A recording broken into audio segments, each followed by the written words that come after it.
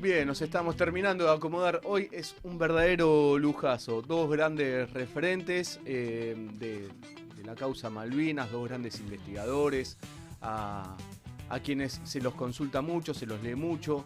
Eh, con Juan Terranova hace un tiempito estuvo aquí presentando su último libro. Y con Juan, el querido Juan Rattenbach, que hace tiempo que no conversábamos, sobre todo aquí en Malvinas Causa Central. Me hace el gesto. ¿Cómo andas, Juan? Te voy saludando. ¿Todo bien? ¿Qué haces? ¿Todo bien? Sí, creo que la última vez que nos vimos fue en el 2022, allá en Lanús. Hace ya mucho tiempo que hablamos del informe Rattenbach. Pero bueno, siempre estamos en contacto porque bueno, así somos los malvineros, ¿no? En realidad nos encontramos en los programas de radio, pero en realidad estamos en diálogo permanente todos los días. Y además también, Juan, y también voy saludando a... Mira, sacate, Juan Terranova, el micrófono, eso, los auriculares que tenés ahí, así no hacen ruido, no te molestan cuando hablas. Te voy saludando también a vos, voy abriendo también contigo. ¿Cómo estás? ¿Todo bien, Juan? ¿Qué tal? Buen día. Esperá que no te estoy escuchando, ahí me va a decir si está bien el lado del micrófono. Sí, a ver, vamos de vuelta. ¿Todo bien, Juan? Hola, buen día, ¿qué tal? ¿Cómo andan? Bien. Yo creo que como somos tres Juanes, vamos a tener que llamarnos por el apellido, ¿no? Sí, o sea, por para el diferenciarnos. El segundo nombre, tirate un poco para tu derecha, Juan, para la Bien. cámara, mirá, ahí vas quedando perfecto. Bien, sepan los que están del otro lado o los que nos ven después que nos estamos acomodando. Y además creo que es la primera vez que aquí somos tres en Malvinas Causa Central, siempre hago mano a mano con alguien. No, y además quería también tengan el micrófono abierto para esta presentación. Me parecía que estaba buenísimo, lo habíamos hablado con Juan Terranova y en algún momento también Juan Rattenbach era una de las ideas y la propuesta de él de cuestión generacional, empezar a hacer un bloque. Yo creo, esto lo veo así, que los malvineros hacemos una gran guerra de guerrilla contra todo el poder blando británico, estadounidense. Somos muchos los malvineros, pero estamos ahí desparramados.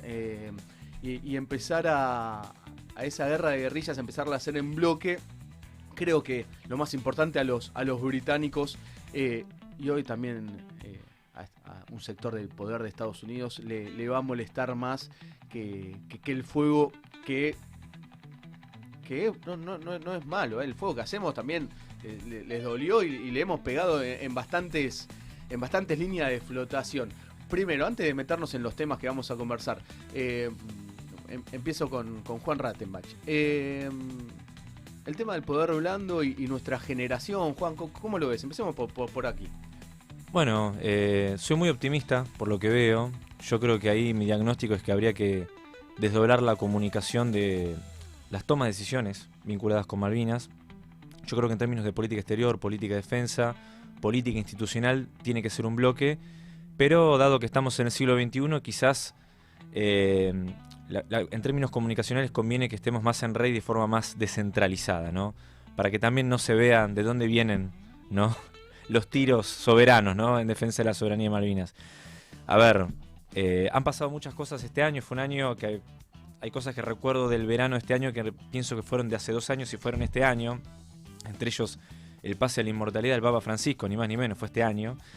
Pero en relación a Malvinas, el 2025 arrancó con el típico viaje que hacen anualmente la Embajada Británica a Malvinas, este concurso que se titula Conocer a nuestros vecinos, y el nombre de las islas en inglés.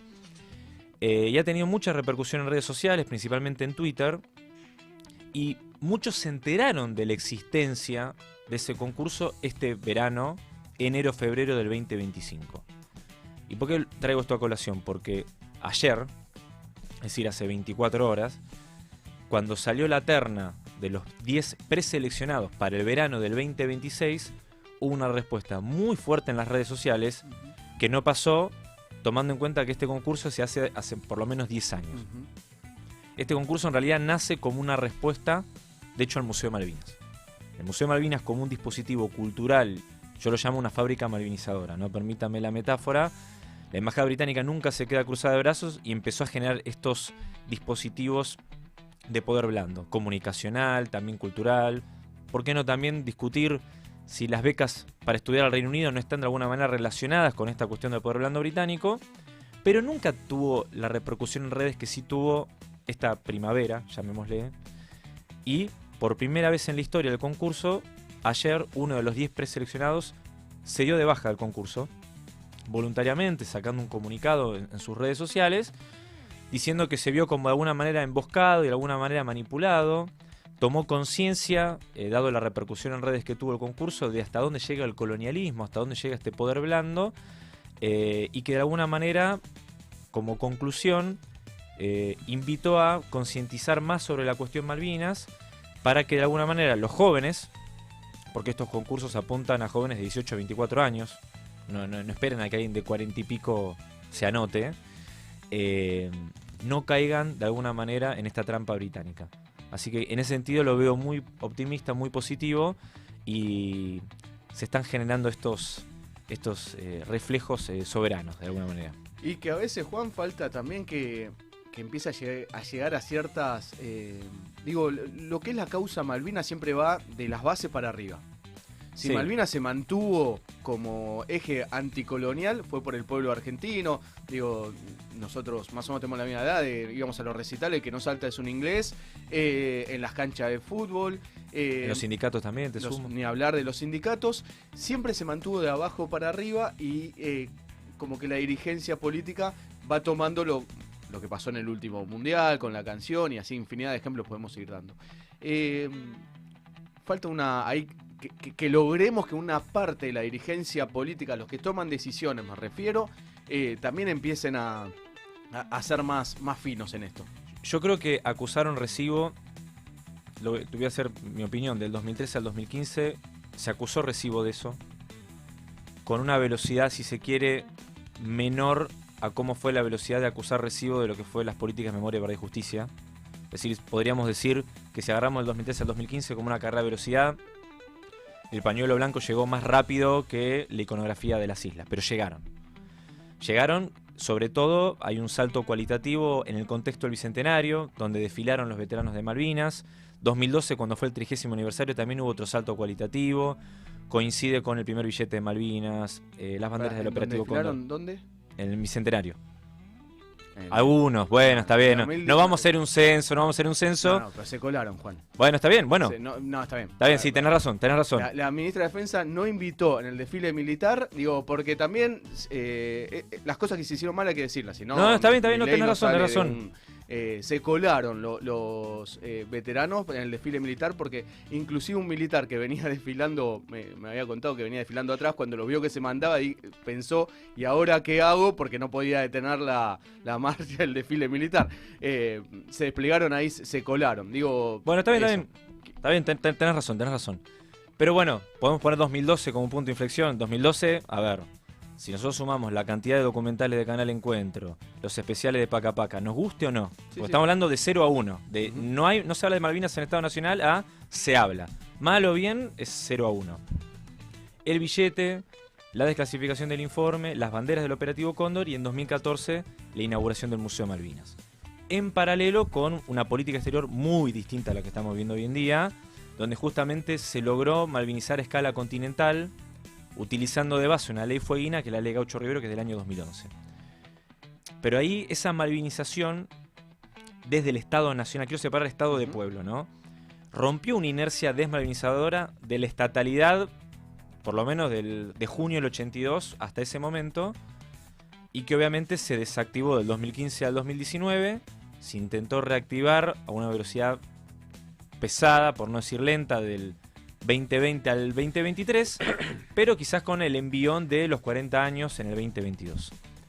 Lo que estamos viendo ahora es que la malvinización está avanzando de abajo para arriba, pero no solamente como mencionaste muy bien, en los sindicatos, las hinchadas y de alguna manera también los clubes, las bandas de rock, sino que lo que está pasando en el 2024 para acá y de alguna manera como una respuesta a lo que está pasando hoy en día en el Estado Nacional, es que los gobiernos municipales y las universidades están convirtiéndose hoy en día en una caja de resonancia de malvinización. Esto arrancó cuando el gobierno nacional decidió no aplicar la ley de capacitación obligatoria y permanente de Malvinas, que para mí es una ley clave porque justamente hablamos de personas que toman decisiones en los 3 poderes del Estado. ¿Cómo puede ser que un juez federal no esté malvinizado? ¿Cómo puede ser que un diputado, un senador o una senadora no esté malvinizado, ¿no? Ni hablar funcionarios de la Secretaría de Pesca, de Defensa y obviamente Cancillería, que es como, bueno, un bastión que para nosotros es muy importante. Bueno, cuestión que cuando el Gobierno Nacional decide no ejecutar esta ley, a fuerza de ordenanza de los consejos deliberantes, empezando por Río Grande, que es como para mí uno de los grandes bastiones de malvinización a nivel nacional, empezaron a ejecutarla. Se sumó luego Ushuaia, se sumó también Villa María, Córdoba, Santa Rosa en La Pampa, Suipacha, provincia de Buenos Aires, primer municipio bonaerense en aplicar la ley de capacitación obligatoria, San Martín de los Andes, Junín, Aluminé, y estoy así, que es un poco los recorridos que estamos haciendo también con otros compañeros que lo están haciendo de forma descentralizada. Y esta malvinización que va de abajo para arriba, que arranca en los municipios, de alguna manera están generando una especie de olla a presión, porque de alguna manera, después de que se hayan malvinizado los municipios de Tierra del Fuego, el gobierno provincial este año 2025, un año después, empezó a ejecutar la ley a escala provincial. Y los gobiernos provinciales, me atrevo a decir, de La Pampa, también de Neuquén y de otras provincias, están observando qué es lo que está pasando en sus localidades. Porque obviamente si todos los municipios de una provincia aplican esta capacitación de Malvinas, los gobiernos provinciales no van a ser indiferentes a la realidad de su propio territorio.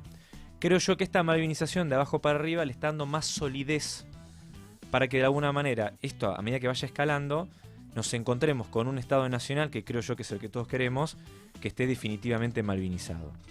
Y te sumo la última cuestión que también me parece muy importante, que son las universidades.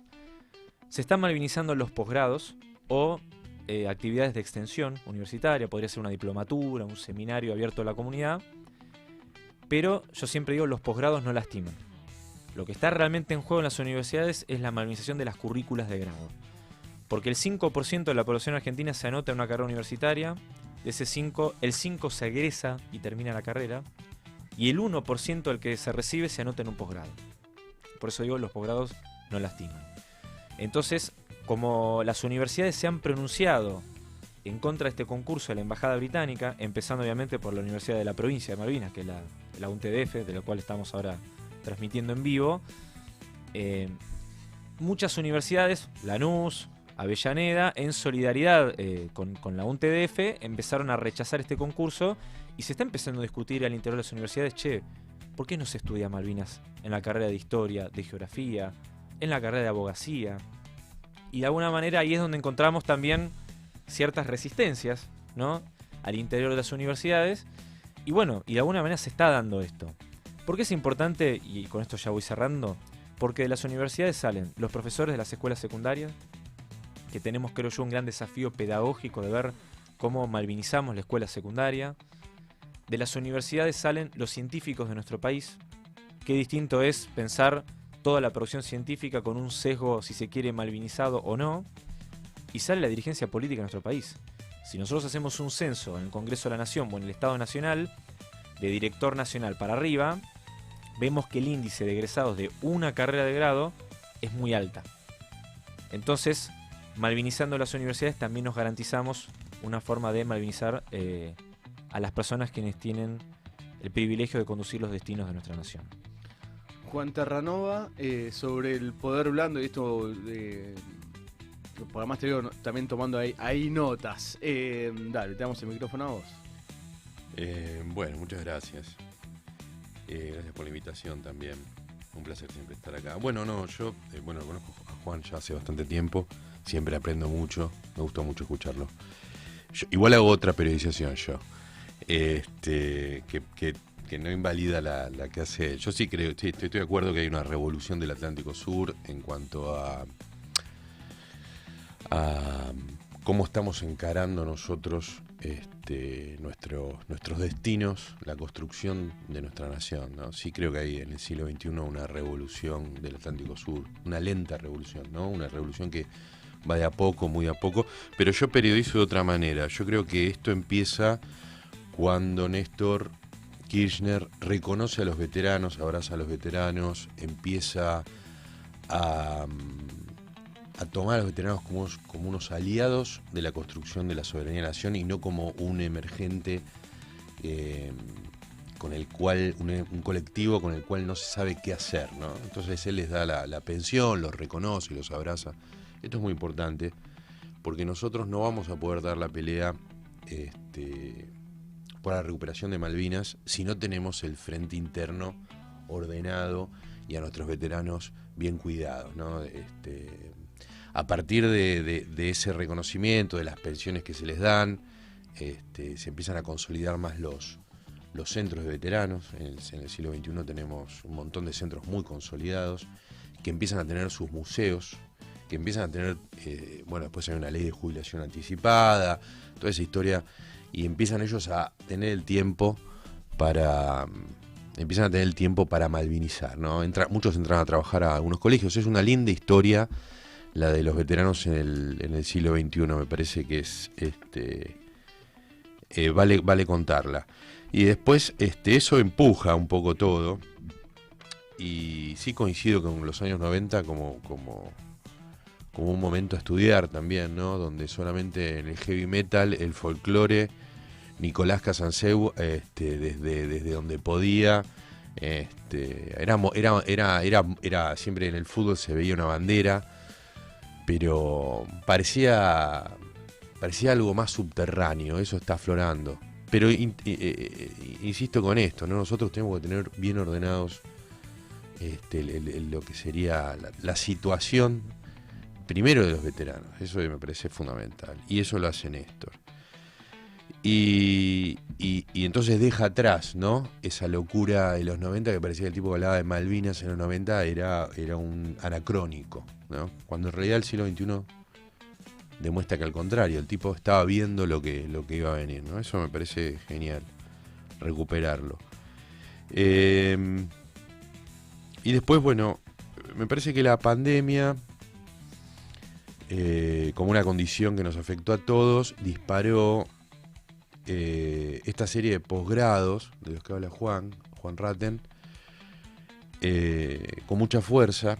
Y de repente muchas universidades nacionales empezaron a tener estas diplomaturas, se empezaron a animar y a hacerlas federales, porque la conexión vía Zoom permitía que nosotros pudiésemos estudiar una diplomatura en Tierra del Fuego, ¿no? Y ahí coincido con él, ¿no? Es animarse, bastante tímido, por otra parte, en una diplomatura por Zoom, a ver quién se anota, y que realmente había mucho interés. Tiene que ir desbordando hacia las carreras de grado. Hay intentos, siempre encuentran. Uno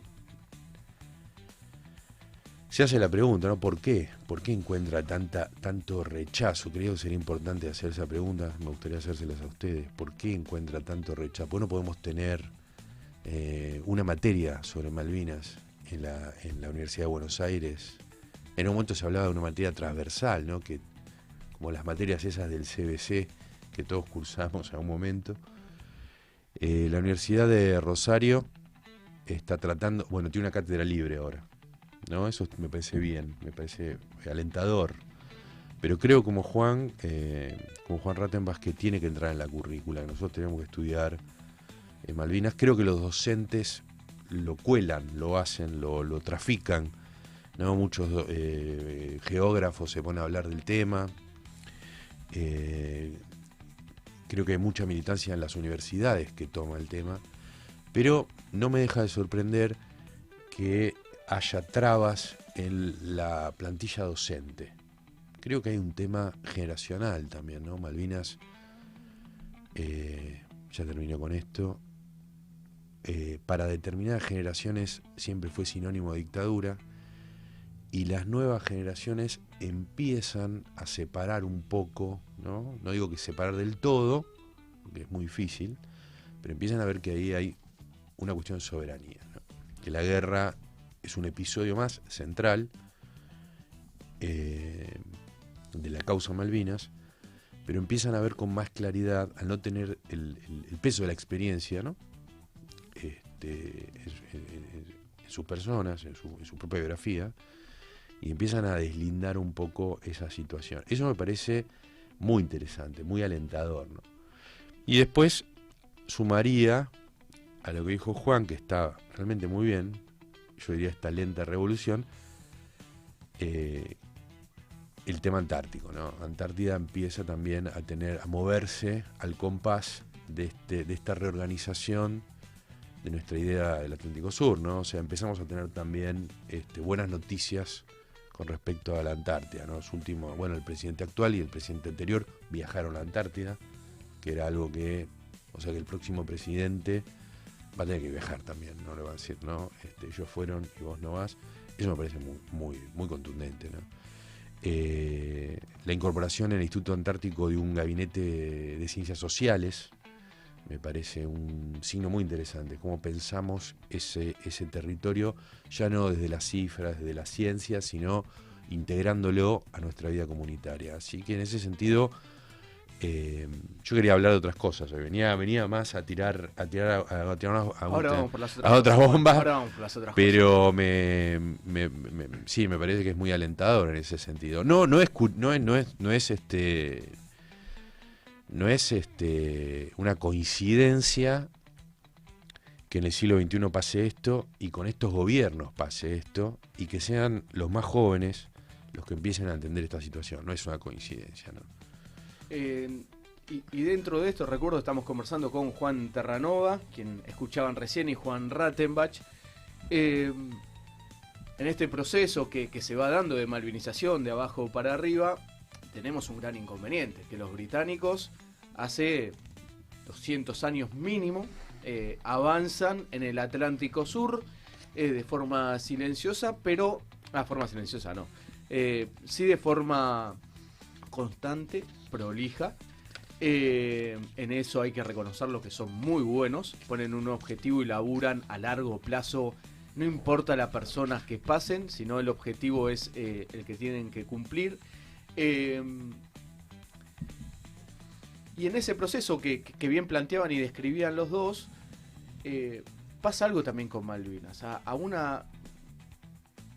gran sector, vamos a decir, de la sociedad, dicen, bueno, Fuerzas Armadas, ¿para qué si no tenemos conflicto? Cuando se habla de Fuerzas Armadas, nada más vincularlo con lo que fue la tremenda última dictadura genocida y nada más vincularlo con eso. Esto de la Antártida que hablaba recién Juan, muchos sectores que aún todavía le muestran el mapa continental y se quedan con el mapa continental y no el mapa bicontinental, no lo interpretan o le bajan el precio. Y vuelvo a la idea y voy al punto. Así les abro ahí el espacio para los dos. Tenemos un conflicto, que es con el Reino Unido, Gran Bretaña e Irlanda del Norte, al cual, de alguna manera, Estados Unidos siempre está también ahí, tocando intereses, involucrándose y estando. Estén de acuerdo o no conmigo esto de las Fuerzas Armadas, ¿para qué? Y la hipótesis del conflicto. Si están de acuerdo, ¿cómo también vamos revirtiendo esto? Y si no están de acuerdo, el por qué. Bien, yo voy a sintetizar lo que dijeron los otros dos Juanes, ¿no? Porque acá somos tres Juanes, Terranova y Natalicio. Yo en realidad, en la línea de tiempo coincido con vos, Juan, arranca en 2003, solamente que creo que tiene una velocidad, digamos, más a fuego lento, ¿no? La malvinización, si yo lo comparo con lo que fue la eclosión de Memoria y Verdad y Justicia en paralelo. Pero sí creo que 2003, cuando para mí arranca, primero se ordena la política exterior y después la cuestión interna, ¿no? Cuando Néstor le pone un freno a Tony Blair, después viene el censo de veteranos y el aumento de la pensión honorífica en el año 2005. Y también lo utilizo yo como metodología para analizar los tiempos que nos tocan vivir, porque primero se analiza la política exterior y después vienen las medidas económicas o las políticas internas. Eso para mí también es clave, porque bueno, yo siempre uso como ejemplo, Cavallo, antes de ser ministro de Economía, fue canciller. Claro.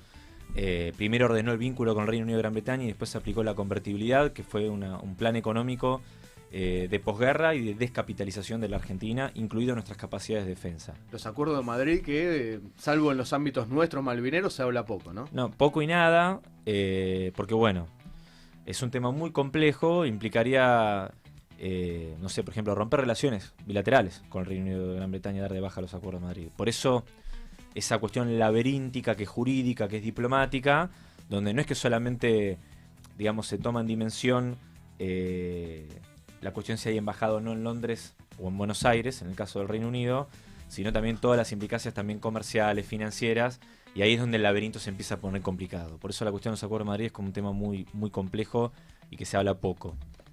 Yendo a la cuestión tuya, porque está muy relacionado con lo que decía Terranova recién, ¿no? Frente a tu planteo natalicio, son temas que van de la mano. La discusión del rol de nuestras Fuerzas Armadas está también emparentada sobre cómo y cuánto se discute o no Malvinas y la Antártida en las universidades. Está totalmente relacionado porque hace al consenso social y popular, si se quiere, de cuál va a ser la política de defensa, pero que tiene que resolverse primero la pregunta de cuál va a ser nuestro destino como nación. No es lo mismo plantear Malvinas como una prioridad que Malvinas no sea una prioridad. Si Malvinas es una prioridad, todas las variables de política exterior, política de defensa, horizonte científico-tecnológico, incluso tu modelo de desarrollo económico y productivo, todos los caminos van a conducir a Malvinas. Si uno plantea que Malvinas no es una prioridad, comienzan los debates filosóficos como si estuviéramos en Atenas, lo digo porque él es licenciado en letras, egresado de la Facultad de Filosofía y Letras, de, bueno, ¿cuál es nuestro destino en el mundo? Y se convierte esto en una asamblea de consorcio. Yo en ese sentido, a riesgo de ser muy simplista, tenemos un destino que es recuperar Malvinas, recuperar nuestra proyección Atlántico Sur, y después de recuperar nuestro Atlántico Sur, podemos discutir cuál va a ser nuestro destino en el mundo. Pero con Atlántico Sur en la mano. Claro, con la territorialidad integrada. Con la recuperar Malvinas implicaría recuperar nuestra integridad soberana y territorial en su máxima expresión. Claro, y ahí arranca el punto de partida. Ahí primero recuperamos el territorio. Ahí recuperamos Chile también. Bueno. Uruguay, Chile, Paraguay. Ya le pegó el mate al pibe este. El sur de Bolivia, el sur de Brasil y... No tomamos mate, no tomamos mate. No. Está bien, bueno. No, está bien. Te acepto el modo comediante. No, está bien. Bueno, está bien. Escúchame, los armados chilenos tenemos que tener una relación mucho más cercana. No, obvio, pero no es recuperar. En todo caso es hermanar y hacer un proyecto continental sudamericano. Tenemos que volver a hacer el virreinato del Río de la Plata. Y creo que hay también Guinea Ecuatorial, ahí había... No, bueno, ya empezamos. ¿Querés que lo tiro? Vamos, lo tiro, no tengo ningún problema. Bueno. Había unas islas ahí. Termino lo que iba a decir. Perdón la interrupción, doctor. El tema de las currículas de grado es un tema importante. No voy a nombrar ni personas ni unidades académicas, pero lo que le estoy diciendo es información real. Conozco colegas que le han propuesto a sus respectivos titulares de cátedra de dar una clase de Malvinas por cuatrimestre y cuyo titular les ha dicho que no. Y hoy están dando clases clandestinas de Malvinas en las currículas de grado. Y esto pasa y existe.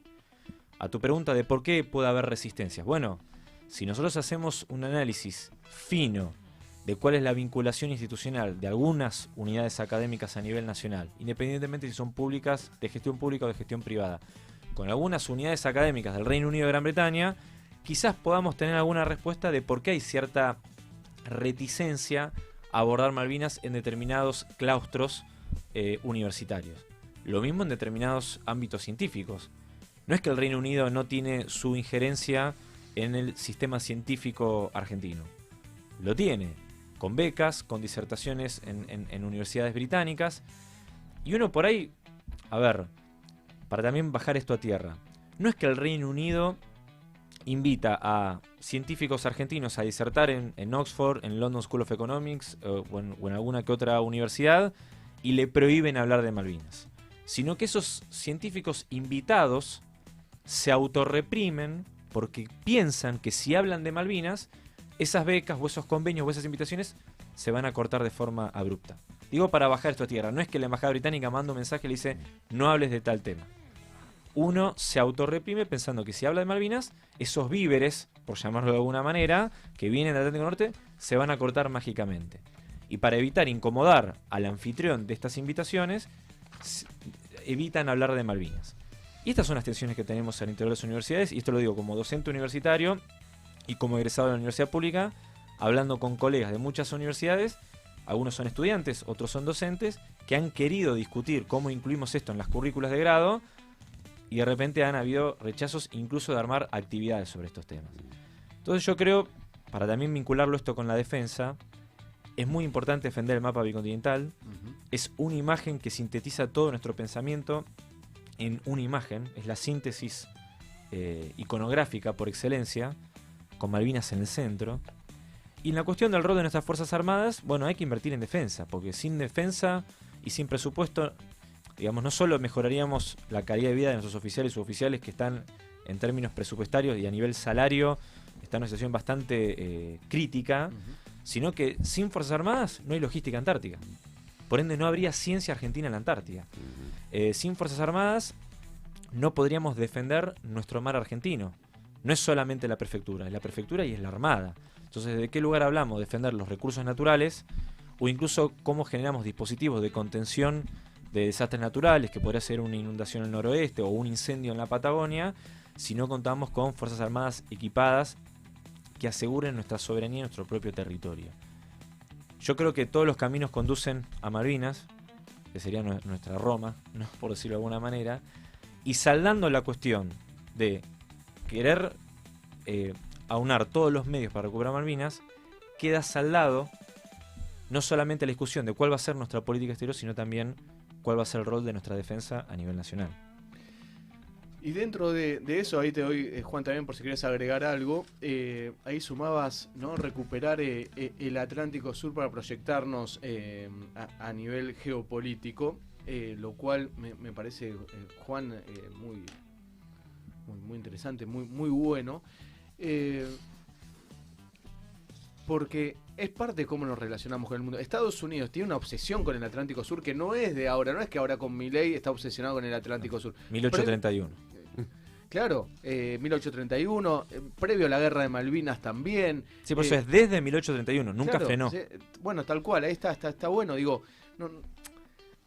a mí hay algo que no me gusta cuando se dice que nosotros estamos en el fin del mundo, ¿no? Una cuestión quizás muy nacionalista mía. No estamos en el final de nada, en todo caso en el comienzo de, pero sí estamos en un lugar, si quieren, y vamos a lo importante, estratégico. Digo, estamos en un cruce oceánico, Atlántico-Pacífico, y también para el control inclusive del Índico al Atlántico, de lo que viene allá, sobre todo la principal ruta marítima de petróleo que va bordeando el continente africano. Digo, el Atlántico Sur es central. Vos has estado y tenés un documental y en breve otro más sobre la Antártida, Petrel. El Atlántico Sur es central y es la forma también, digo, esto tomando lo que decía Juan, después de recuperar a cómo nos proyectamos en el mundo. Inclusive, nosotros podemos decir que el mapa argentino es ese mapa bicontinental nuestro. Bueno, ok, ¿y quién patrulla el Atlántico Sur? ¿De quiénes son los radares en el Atlántico Sur? Digo, ahí hay un montón de cuestiones de hilo que son muy importantes a desarrollar, porque es soberanía y es un montón de otras cuestiones. Juan, para darte la palabra a vos, lo que me quieras corregir, agregar o también no Juan, corregir nada. De tema. Dale. No, corregir nada. Yo creo que una persona que dice ¿para qué queremos las Fuerzas Armadas si no tenemos conflicto con nadie? Es un pelotudo, no hay que llevarle es como el habla del taxista o el habla no, es el tipo que, bueno, a ver, explícame. No te voy a explicar nada, ya es un pelotudo, digamos, o sea, porque sos un ignorante. Todas las naciones hoy tienen un complejo industrial militar, las naciones desarrolladas mucho más, pero todas las naciones apuntan a eso. Es la forma en la que se constituye el mundo y desgraciadamente nosotros tuvimos una dictadura cívico-militar muy cruenta que destruyó, entre otras cosas, el prestigio de las Fuerzas Armadas. Entonces viene como un poco asociado a todo eso, ¿no? Sin embargo, el desarrollo de la Argentina siempre se dio a la par de la inversión en las Fuerzas Armadas, claramente con el peronismo, pero en otros momentos también. La sociedad pelea en la Patagonia, por ejemplo, para que los regimientos no se muevan de la Patagonia, porque saben que los regimientos traen desarrollo. Es muy importante sostener, bueno, lo dijeron recién, lo dijeron Juan, lo dijiste vos, hay que cuidar esa parte. El paso bioceánico es central en el mundo y nosotros tenemos a nuestro país atravesando ese paso bioceánico. Así que, no, para mí eso es una discusión ya es como si alguien viniera y te dijera, ¿para qué necesitamos plantar trigo en la Argentina? ¿No? Digamos, o sea, es el mismo tipo, Bueno, ¿no? pero hubo también un ida y vuelta en cuanto a este tema en los 80, en los 90, en los 2000. Por supuesto. También era una cuestión generacional. Por supuesto. Yo a vos te considero una rara avis porque, con todo respeto lo digo, ¿no? En términos etarios, tu generación fue en el boom de la desmalvinización, digamos. Encontrar a alguien hipermalvinero en estos grandes centros urbanos. Como vos siempre, sí, por supuesto. Pero entonces hay que explicar, vos lo mencionaste anteriormente, hay una generación que, sobre todo en los ámbitos universitarios, más refractaria a Malvinas porque lo asocia con la dictadura, y son las primeras personas que te dicen no hay que aumentar el presupuesto de las Fuerzas Armadas. Otra boludez es las Fuerzas Armadas se tienen que modernizar, como si eso no es el imperativo, y ponen como ejemplo Fuerzas Armadas del mundo que no se modernizaron. Entonces ya empezás a decir, bueno, este tipo no sabe nada. No, yo digo que ahí quiero ser muy contundente en ese sentido. Sí, por supuesto. Juan Rattenbach dice siempre, si no hubiésemos perdido Malvinas, los 90s no habrían sido posibles en torno a la liberalización de las costumbres y cómo de repente estábamos integrados al mundo, ¿no? Como un poco había algo de ficción en todo eso. Hoy vemos la descapitalización. Bueno, ahí está. O sea, el tema de los ferrocarriles. Yo lo que digo con los 90, porque yo nací en 89, así que los 90 los viví, puedo decir que los viví. En el año 99, cuando fueron las elecciones, el debate del 99 era corrupción o no corrupción, digamos, ¿no? La propuesta de la Rúa fue mantenemos la convertibilidad pero sin corrupción. Sin corrupción este modelo económico se puede sostener, mientras que Duhalde proponía no, hay que salir de la convertibilidad porque el modelo es insostenible. Vino de la Rúa, asumió y el 2001 vino igual. Cuando viene el documental de Pino Solanas, de Memoria del Saqueo, claramente, porque hay que ver, la historia se mide en capas, ¿no? Cuando la gente salió en el 2001, no estaba pensando que el problema era el modelo, la inmediatez del 19 y el 20 de diciembre del 2001.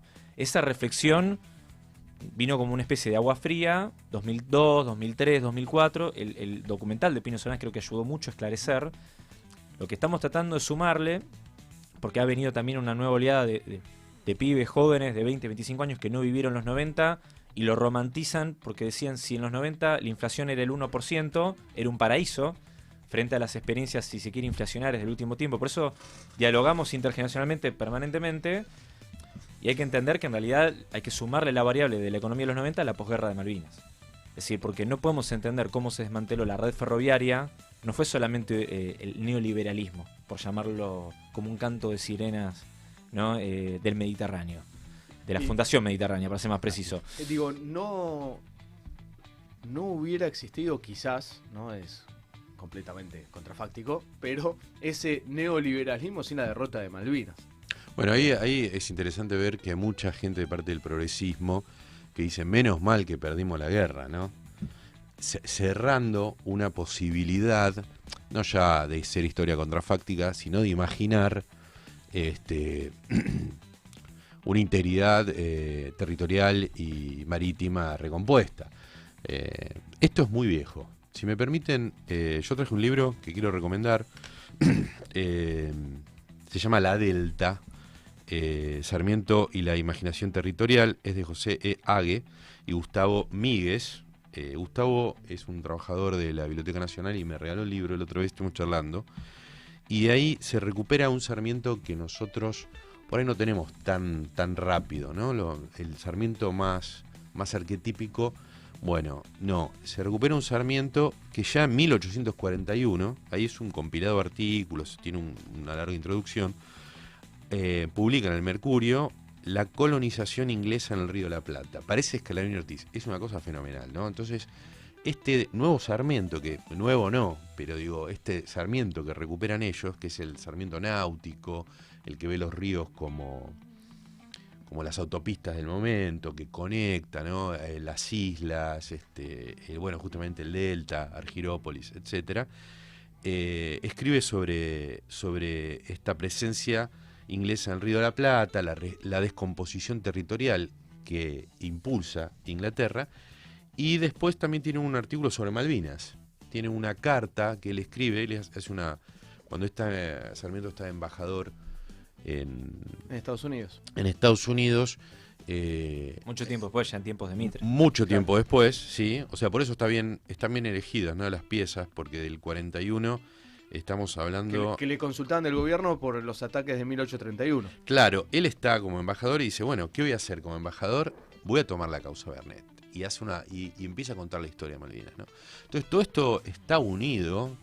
Es bueno recuperar este Sarmiento, ¿no? No estigmatizarlo, no dejarle Sarmiento. Sí. Hicieron un compilado lo más parecido a soberanista de Sarmiento, ponele ahí. Hicieron el lado, ¿cómo se llama? El lado B, ¿no? Claro. Cuando salen los discos y dice, Sí. che, acordate que también están estos temas, Sí. están los hits, pero también y es muy interesante. Sarmiento es un personaje ambivalente.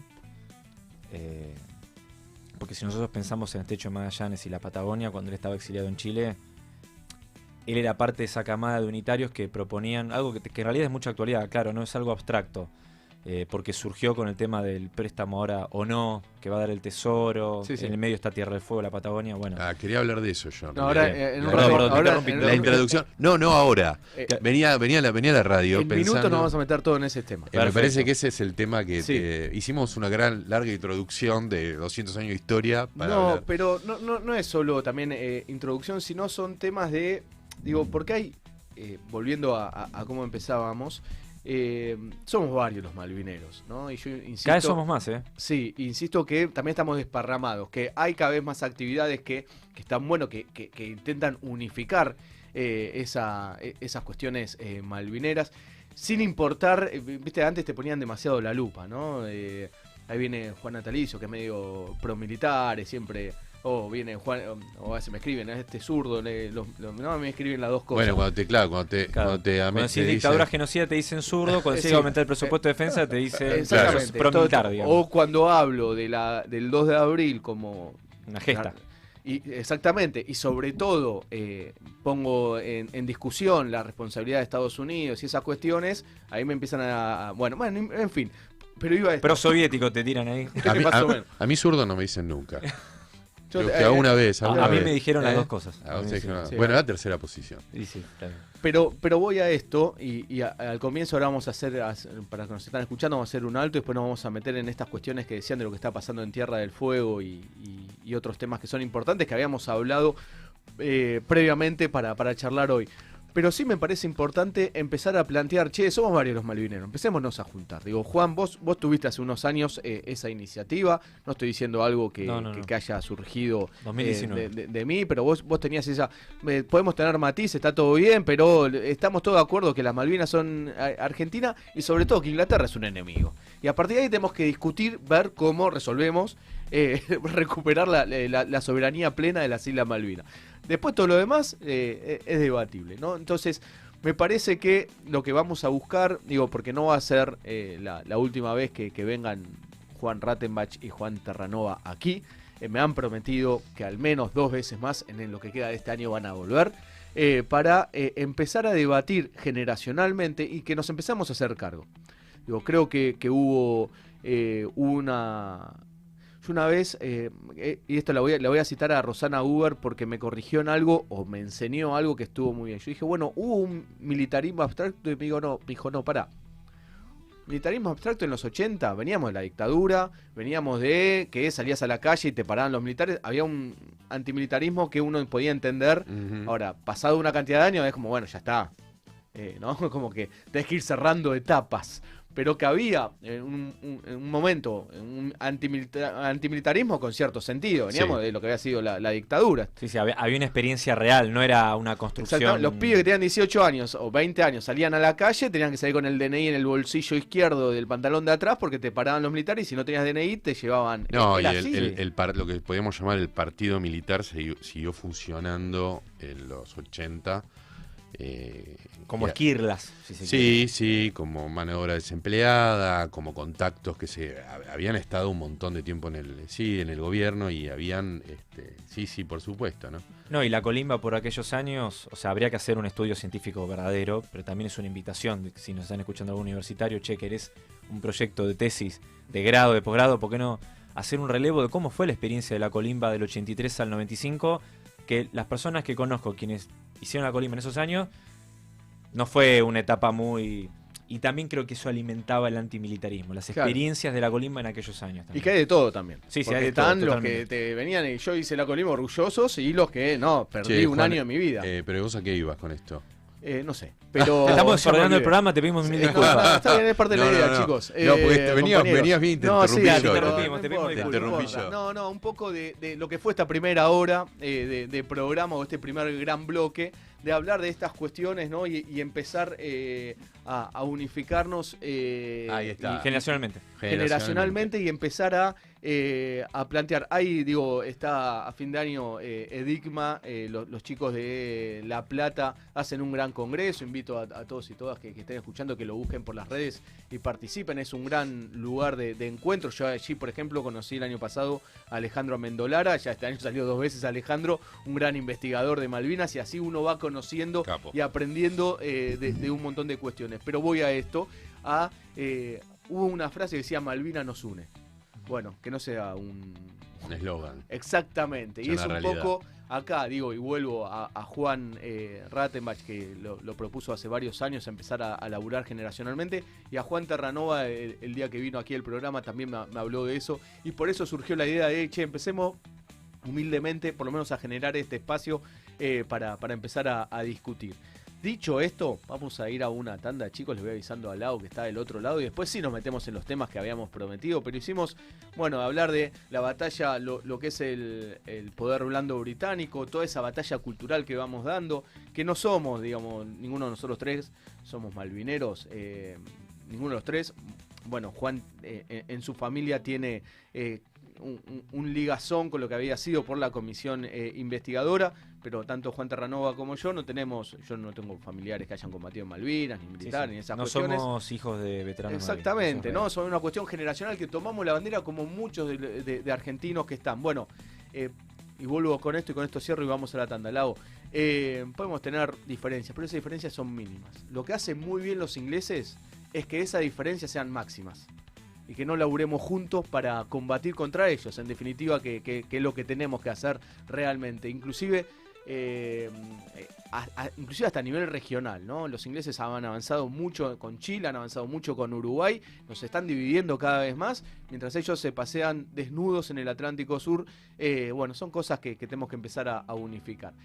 Dicho todo esto que han hablado los compañeros, vamos a seguir con Juan Terranova y Juan Rattenbach. Después vamos a hablar de